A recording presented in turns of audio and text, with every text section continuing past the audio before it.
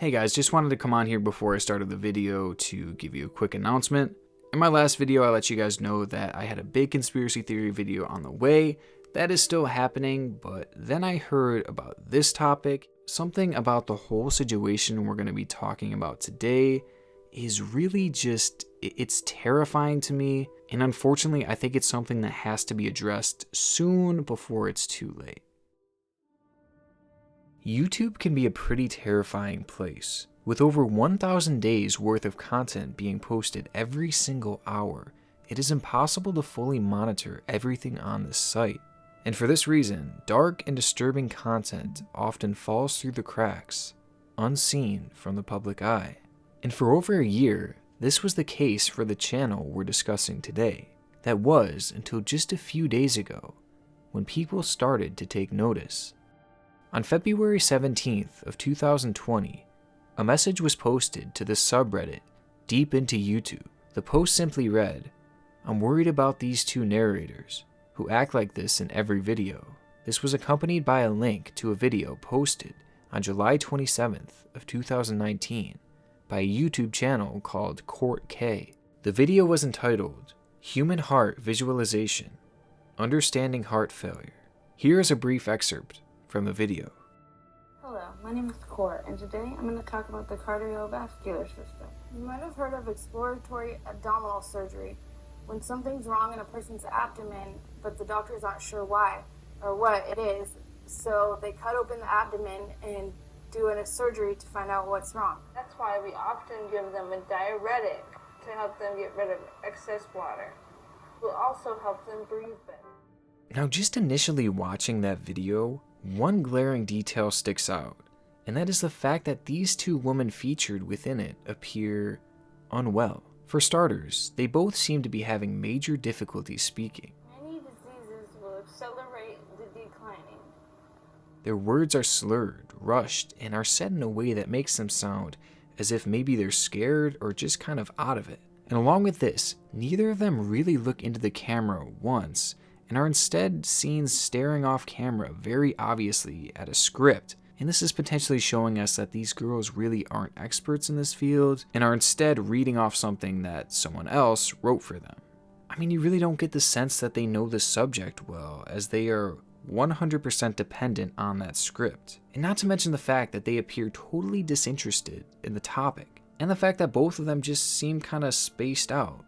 Like, physically they're there, but mentally they are worlds away. Almost as if they were using drugs or being drugged. One video in, and it's clear that something strange is going on here. Like, I don't know about you, but something about this video gave me incredibly bad vibes upon first watching it. And as I explored more of the content on the Court K channel, things only became stranger. After watching bits of pieces of the channel's videos, there appears to be three main presenters. Janessa, who was only shown a few times, Grace, who is more prevalent, and Court, who the channel is named after, all of whom display the same strange on-camera behaviors throughout each of the videos. None seem even close to comfortable, and it appears that they really don't want to be there filming these videos. Which this is strange, like especially for Court. Like, this is supposed to be her channel, and yet it's almost as if she's forcing herself to make these videos, or maybe someone else is forcing her. Now, this strange behavior aside, the actual content of these videos is very off as well. Their uploads are all over the place, as they range from topics from medical lessons to the anatomy of the universe, all the way to video editing tutorials. And what is displayed in each of these types of videos is that, again, these girls are no experts in these fields. It's almost as if they were hired to read these scripts, which actually makes no sense considering their obvious flaws as presenters. And what is also off-putting about this channel is its thumbnails. I mean, just take a look at a few of these and tell me that they aren't some of the most random that you've seen. Like in one of these videos, Court talks about how Grace almost died due to a bacterial infection, and how her friend actually did die from this same supposed type of infection. And with a video this sad, you would expect a more mundane thumbnail. Except this is the photo they used. Like, that's totally weird, right? And they include a lot more weird images within their videos that seemingly don't fit at all. They're just so random and they really don't sit well with me. So I think that we can all agree that at a glance, something not quite right is going on here. And the more you analyze the footage, the more disturbing it gets. I'm going to play you a part of one of their videos now and let you notice the next detail for yourself. And about a month ago, I developed an infection that was about a 2-inch hole in my leg. And since then, I've been healing it at home self-sufficiently, and it's about shrunk a 1/2 inch. So yeah, this is terrifying. Not only does she have a strange hole in her leg that was apparently caused by a spider bite, but all over Court's body are bruises, all up her arms and all down her legs. And that's no natural amount of bruising. Like, that is definitely consistent with potential physical abuse or maybe drug abuse, which is why I really thought this situation is so dire. And Court isn't the only one with physical injuries. Some bruises can also be seen on Janessa's arms, along with the word bitch, which appears to almost be drawn with a marker.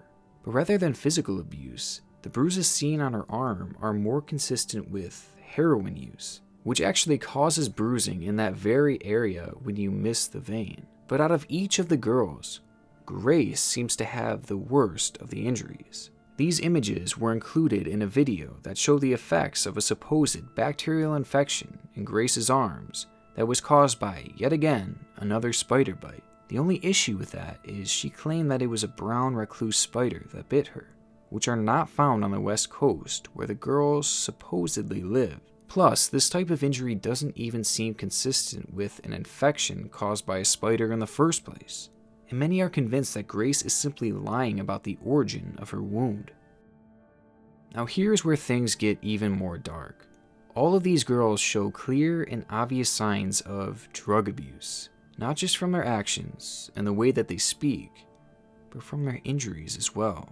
I mean, Court's hole in her leg is consistent with sepsis, which is caused by drug abuse. Janessa's arms clearly have marks that she shot up heroin, meth, or something along those lines. And as for the spider bite excuse that Grace used for her arm, well, blaming spider bites for physical signs of heroin and meth use is the #1 excuse almost all of the time. Like, this is a well-known thing with drug addicts at this point, so the fact that both Court and Grace use this as an excuse for their injuries really says something, especially because, yet again, the spiders they claim bit them aren't even found where they live. So what we have here are 3 girls who seem to be dealing with substance abuse. The signs are there, in their actions, their words, and on their bodies, and they all look sickly and just not well. So what is with these videos? Well, it's being theorized that these girls are being forced by someone to film these videos. This is why they seemingly know nothing about the actual content. It explains the rapid cutting and the script reading,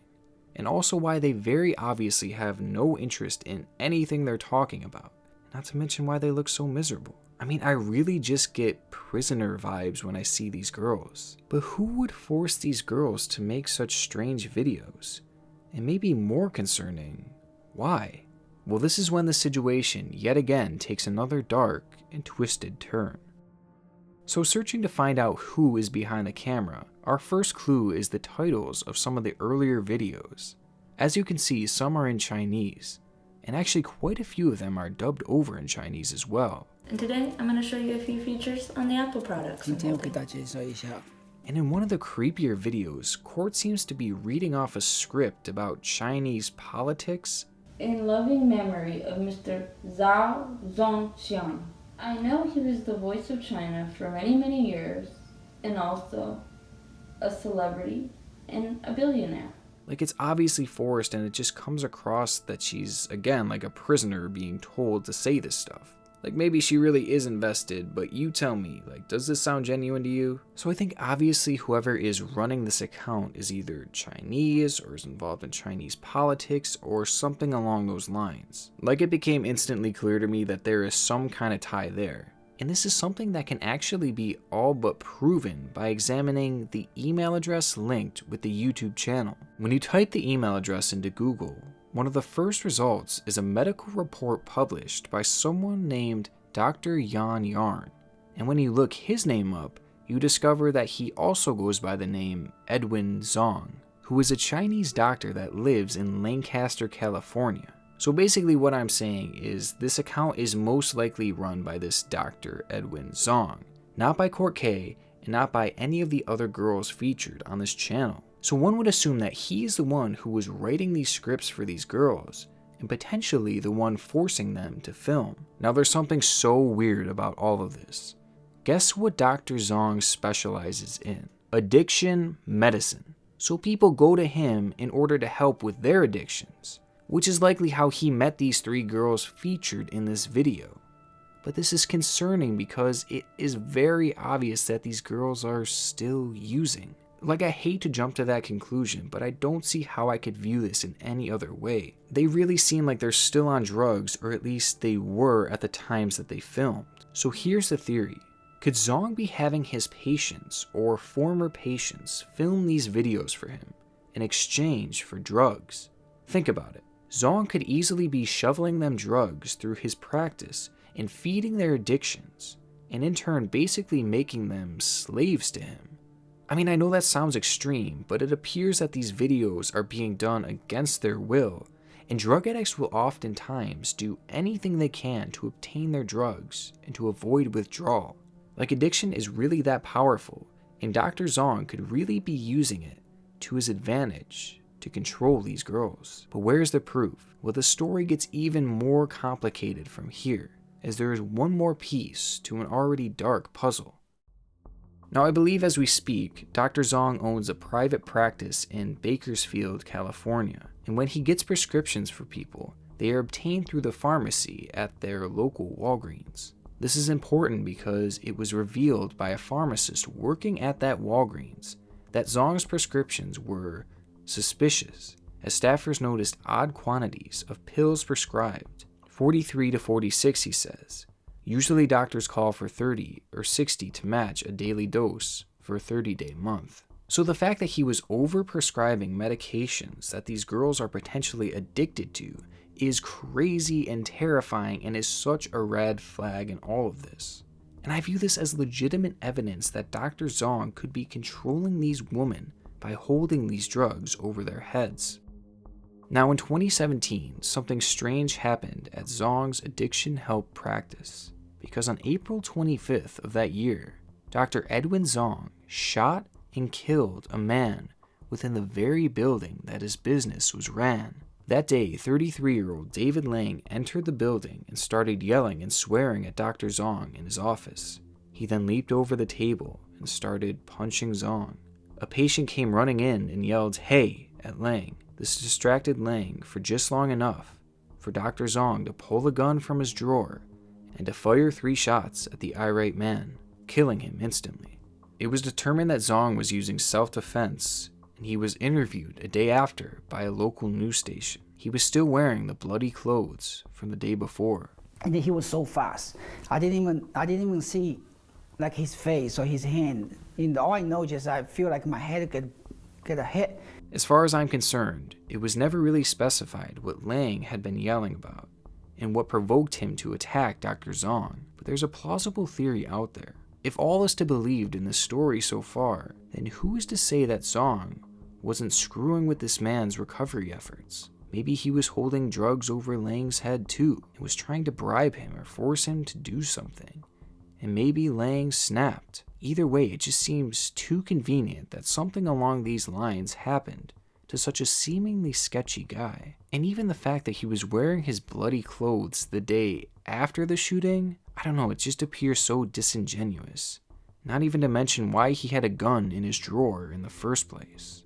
And for now, that's all we know. 3 women likely suffering from the effects of drug addiction, potentially being controlled by someone who can provide a means of obtaining those drugs, and all to push these strange videos and his strange medical beliefs. Dr. Zong's views on medicine are different, and they aren't something that I really wanted to get into in this video. But I think having these girls portray his information for him means that he can push his theories hard without having any real blowback. I mean, I'm not really sure, but it's certainly a motive for him to force these girls to film for him, as strange as it is. Now, whether all this is true or not can't really be said for now, After all, this case is literally a day old at the time that I'm writing the script, so lots can come forward from here. But I certainly don't want you guys to go over to this channel and harass these girls or try and contact Dr. Zong, because for all we know, this could be a misunderstanding or something along those lines. But from my point of view, I've seen a lot of fictional horror stories and fake accounts designed to scare people like this, but something about this channel seems very real, and we have to keep investigating and trying to discover the truth, because something genuinely sinister may be happening here.